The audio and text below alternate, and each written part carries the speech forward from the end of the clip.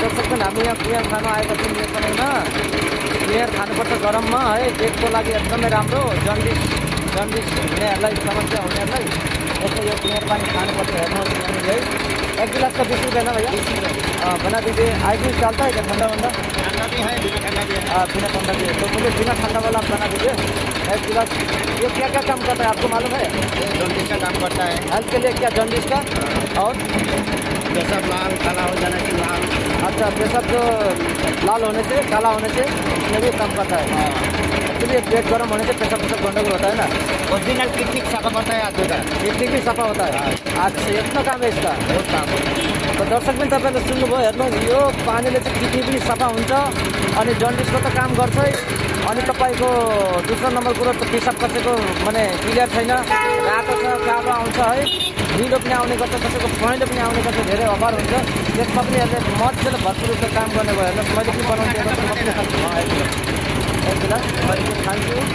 र यहाँ तपाईँले देख्न सक्नुहुन्छ दर्शक, यहाँले खाँदैछ, सबैले खाइराख्नु छ। हेर्नुहोस् है, मजाले यसरी हामी खानेछौँ। अनि नयाँ बनाइयो क्या? नयाँ बनाइए? नयाँ बनाइदिनु। म चाहिँ एकदम बिना आइस नहालेको खाने भनेर नयाँ बनाइदिनुहोस् मेरो लागि चाहिँ। अनि विशेष गरेर आइस भएको चाहिँ म खाँदिनँ, किनभने आइस हाल्यो भने चाहिँ अलिकति भेजल हुन्छ। भेजल भयो भने त्यसले त्यसको जुन चाहिँ मेडिसिन गुणहरू चाहिँ अलिकति पाउँदैन। अब त्यो सबै कुरो यहाँ कस्टमरको छेउमा भनिदिनु त भएन, त्यसरी सुटुक्कै तपाईँहरूलाई भनेको। अनि विशेष गरेर तपाईँहरूले कुहिएर खाँदाखेरि नि दर्शकबिनहरू, जब बजारमा गएर कुहिएर खानुहुन्छ तपाईँहरूले बरफ हालेको मिसाएर नखानु होला। बरफ हालेर मिसाउनु भयो भने के हुन्छ भने त्यसको जुन चाहिँ मेडिसिन गुणहरू हुन्छ नि, त्यो मेडिसिन गुणहरू चाहिँ पुरा जिरो भएर जान्छ, कम छ। अनि बरु हो तपाईँले बरफ हालेर खाएको अलिकति शरीरलाई तसल्ली दिन्छ, ठन्डा महसुस हुन्छ, तर त्यसको जुन चाहिँ मेडिसिन गुणहरू चाहिँ सबै व्यर्थ हुन्छ, हराउँछ। त्यही भएर शुद्ध तपाईँले बरफ नहालेको शुद्ध तपाईँले झोल मात्रै खानुहोस्। 70-60-70% भयो भने शरीरमा काम गर्छ। तर पनि यो कुहिएर चाहिँ यसरी यो जुस बनाएर खाएको भन्दा बेस्ट चाहिँ तपाईँले कुहिएर डाँकलाई चबाउँदै खाएको चाहिँ अरिजिनल हुन्छ। त्यसमा चाहिँ 100% मेडिसिन गुण पाउनुहुन्छ। यसमा पनि 50-60% चाहिँ मेडिसिन गुण पाउँछ, त्यो पाउँदैन भन्ने कुरो होइन। यसमा पनि केही न केही फाइदा चाहिँ छ। त्यसैले म जहाँ पनि भेटे पनि यो छोड्दिनँ, यो खाने गर्छु जस्तो चाहिँ। अब मलाई त्यो हेर्नुहोस्, मलाई दिएको छ अनि यसरी खान्छु। अनि एकदम हुनेलाई चिसो बनाउँछु। म एकदम एक्साइटेड भइरहेको छु खानुको लागि। हेर्नुहोस् मैले पाएँ, अब यो खाने छु। हेर्नुहोस् तपाईँले प्राप्त गर्नुभयो कुहिएरको झोल। हेर्नुहोस्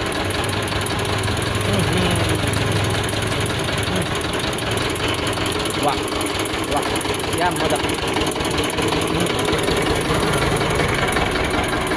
धेरै नै असल, धेरै नै असल, धेरै नै राम्रो। अलिक यता गएर खानु पऱ्यो हो, यहाँ मान्छेहरूले खसाइदिन्छ होला।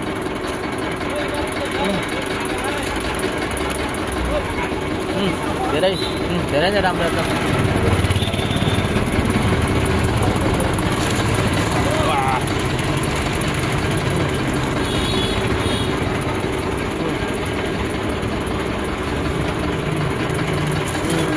असल असल असल। इतना ज़्यादा अबर मीठा है क्या भाई? ये मीठा है, बहुत अबर मीठा है ना। क्यों बेटा?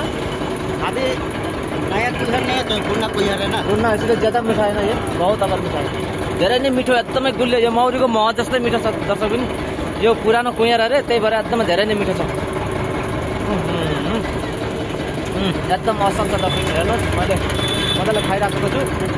तपाईँले पनि जहाँ भेट्छ कुहिएरको रस चाहिँ नछोड्नुहोस्, यसमा धेरै फाइदा छ। कोका कोलाहरू खानुभन्दा, स्ट्रिङहरू खानुभन्दा यो खानुहोस्, एकदमै शरीरमा धेरै फाइदा पाउँछ। म लगे एनर्जी पाएर अहिले।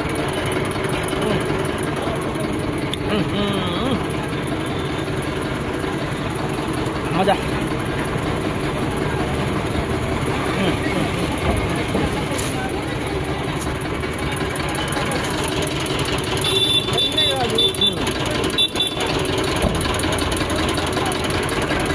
ओके, बहुत बहुत धन्यवाद।